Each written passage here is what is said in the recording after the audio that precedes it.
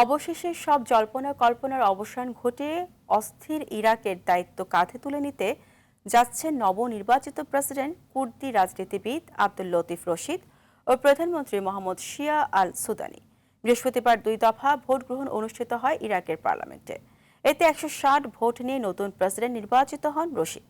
এর পরপরই তিনি প্রধানমন্ত্রী হিসেবে মোহাম্মদ শিয়া আল সুদানির নাম ঘোষণা করেন।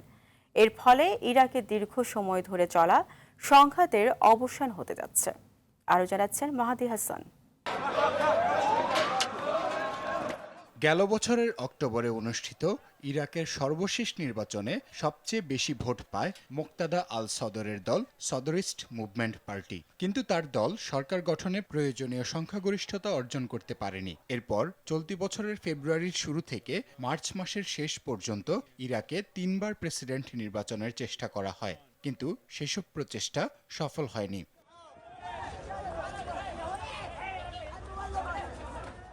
এর জের ধরেই নেতৃত্বহীন ইরাকে সময়ের সাথে সাথে বাড়তে থাকে সংঘাত ও সংঘর্ষ। রাজনৈতিক এই অচল অবস্থার মধ্যেই চলতি বছরের আগস্টে পার্লামেন্ট থেকে দলের সকল সদস্যকে পদত্যাগ করার নির্দেশ দেন সদর। এরপর কয়েক দফায় ইরাকের পার্লামেন্টে হামলার ঘটনাও ঘটে।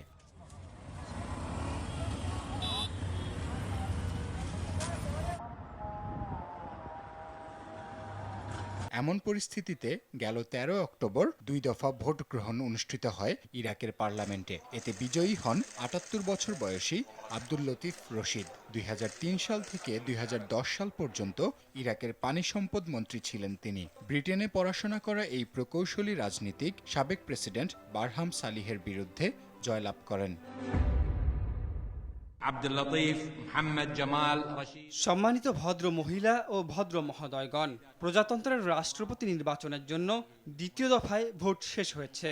চূড়ান্ত ফলাফল অনুযায়ী প্রার্থী আব্দুল লতিফ মোহাম্মদ জামাল রশিদ 162 ভোট পেয়েছেন। অপর প্রার্থী ডক্টর বারহাম আহমেদ সালেহ পেয়েছেন 99 ভোট। এর ফলে আমরা জনাব আব্দুল লতিফ মোহাম্মদ জামাল রশিদকে ইরাক প্রজাতন্ত্রের রাষ্ট্রপতি ঘোষণা করছি।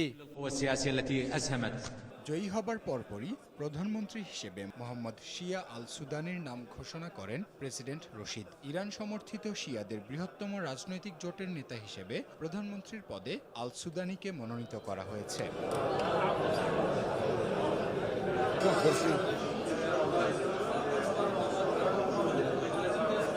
ইরাকের প্রেসিডেন্টের পদটি ঐতিহ্যগতভাবে একজন কুর্দি রাজনীতিকের দখলে থাকে এবং এটি বহুলাংশে একটি আনুষ্ঠানিক পদ। রশিদকে প্রেসিডেন্ট হিসেবে নির্বাচন করা নতুন সরকার গঠনের একটি গুরুত্বপূর্ণ পদক্ষেপ।